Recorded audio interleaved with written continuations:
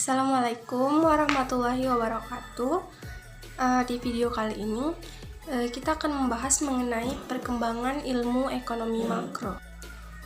Video ini disusun oleh kelompok 2 yang beranggotakan Dwi Nur Indah Sari, Monica Ferawati Sirait, dan Sarina Margareta Sihite.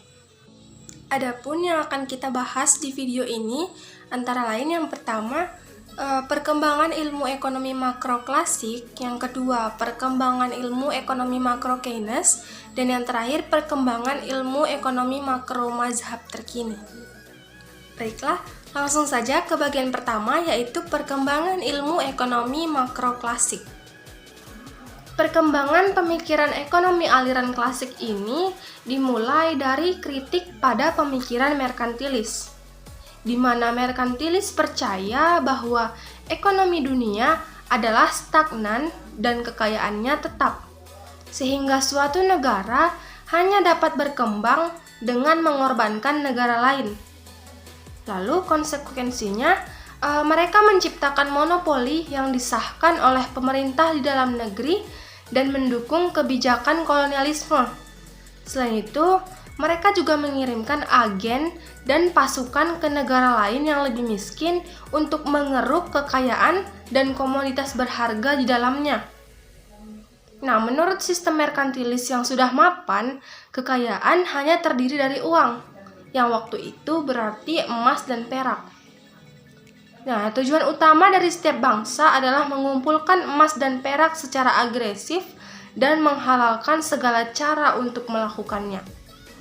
Nah, kita berlanjut ke munculnya ekonomi modern. Pada tahun 1776 dapat dikatakan sebagai tahun munculnya ekonomi modern. Hal ini ditandai dengan munculnya secercah harapan bagi masyarakat setelah berabad-abad sejak zaman Romawi hingga abad Renaissance, di mana masyarakat berjuang bertahan hidup dengan memeras keringat dan seringkali terpaksa membawa pulang hasil yang hanya cukup untuk bertahan hidup pada hari itu saja. Nah, manusia terus-menerus berjuang mempertahankan diri melawan kematian dini, penyakit, kelaparan, perang, dan kemiskinan. Kecuali bagi para penguasa dan aristokrat yang bisa menjalani kehidupan mereka dengan penuh kemewahan. Konsep utama pemikiran klasik. Mazhab klasik muncul pada kisaran tahun 1780 sampai 1850. Pemikiran klasik ini bisa dianggap sebagai dasar munculnya ekonomi kapitalis di mana campur tangan pemerintah hanya sebagian kecil pada kepentingan negara. Pada dasarnya, mazhab klasik ini menganjurkan kebebasan atau liberalisme, kepentingan diri, dan persaingan atau competition. Kebebasan yaitu hak untuk memproduksi dan menukar atau memperdagangkan produk, tenaga kerja, dan kapital. Kepentingan diri yaitu hak seseorang untuk melakukan usaha sendiri dan membantu kepentingan diri orang lain. Persaingan atau competition yaitu hak untuk bersaing dalam memproduksi dan memperdagangkan barang ataupun jasa. Perkembangan pemikiran tokoh-tokoh ekonomi aliran klasik. Yang pertama adalah Adam Smith. Adam Smith yaitu pakar utama dan pelopor dalam aliran mazhab klasik. Teori nilai yang digunakan oleh Adam Smith adalah teori biaya produksi. Meskipun awalnya teori nilai yang digunakan yaitu teori nilai tenaga kerja. Menurut Adam Smith, suatu barang mempunyai nilai tukar dan nilai guna. Selain itu, ongkos produksi juga menentukan harga relatif barang, sehingga akan tercipta dua macam harga, yakni harga alamiah dan harga pasar. Dalam jangka panjang, harga pasar akan cenderung menyamai harga alamiah, dan dengan teori tersebut akan timbul konsep paradoks tentang nilai. Yang kedua adalah J.B. Say. Jean-Baptiste Say adalah seorang pakar ekonomi kelahiran Prancis yang berasal dari keluarga saudagar kaya dan menjadi pendukung dalam pemikiran teori Adam Smith. Say memperbaiki sistem Adam Smith dengan cara yang lebih sistematis serta logis. Menurut Say, dalam perekonomian bebas atau liberal tidak akan terjadi produksi berlebihan atau overproduction yang sifatnya menyeluruh.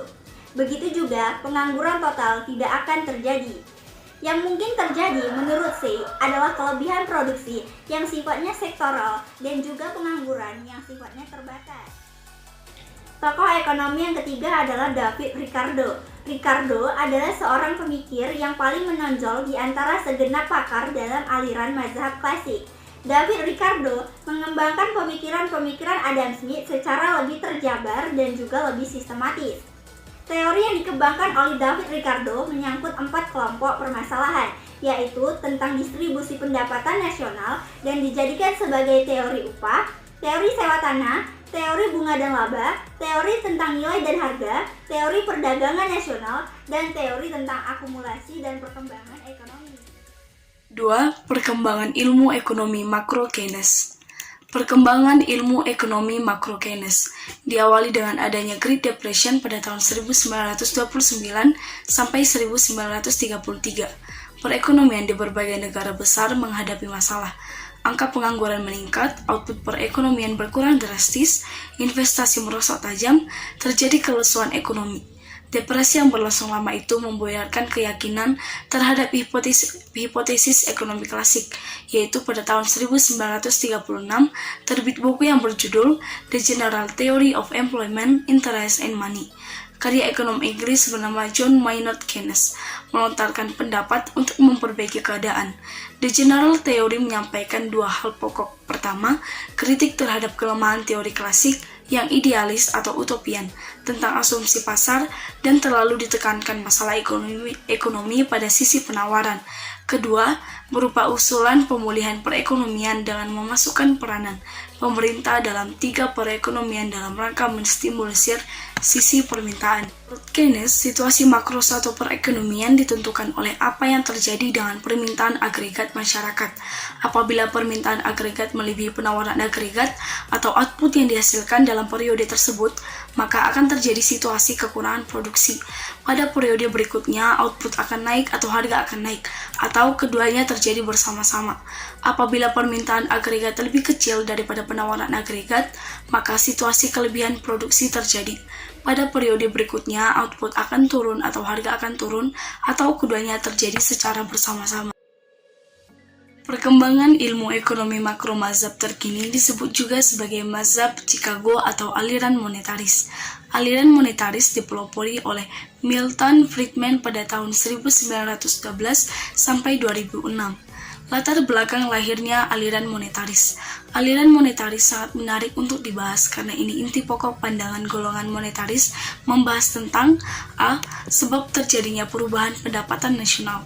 Sebab-sebab terjadinya perubahan pendapatan nasional menurut Friedman bersumber semata-mata pada tingkat permintaan uang, di mana volume permintaan uang ini tingkat pengeluaran yang akan dilakukan dalam masyarakat.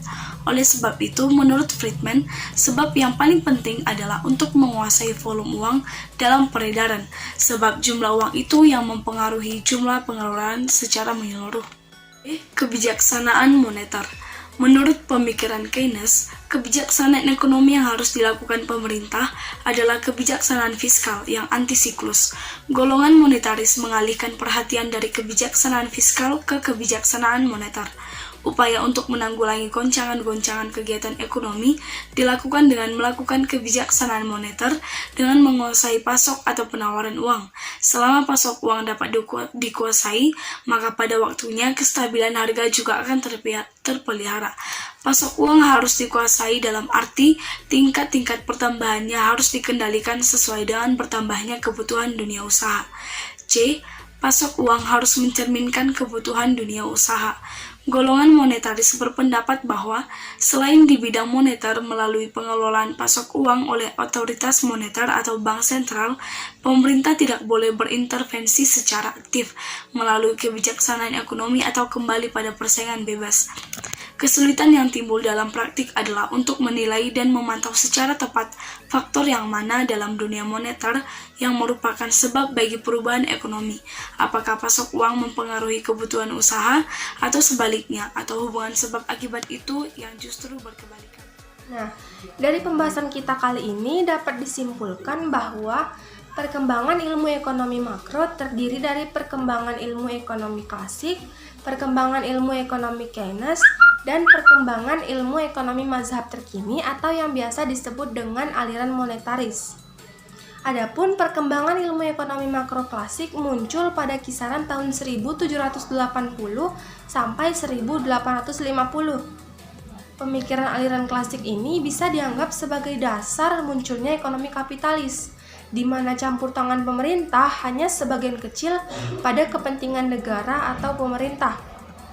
Lalu, perkembangan ilmu ekonomi makro Keynes diawali dengan adanya Great Depression pada tahun 1929 sampai 1933, di mana perekonomian di berbagai negara menghadapi masalah besar. Angka pengangguran meningkat, output perekonomian berkurang drastis, dan investasi merosot tajam. Lalu, yang terakhir, perkembangan ilmu ekonomi monetaris dalam perkembangannya sejak pertengahan dasawarsa 60 meliputi berbagai subaliran yang beraneka ragam. Sejumlah subaliran masing-masing memberikan penekanan yang berbeda terhadap peranan dalam moneter dalam perkembangan ekonomi. Baiklah, kami rasa sekian pembahasan di video kali ini.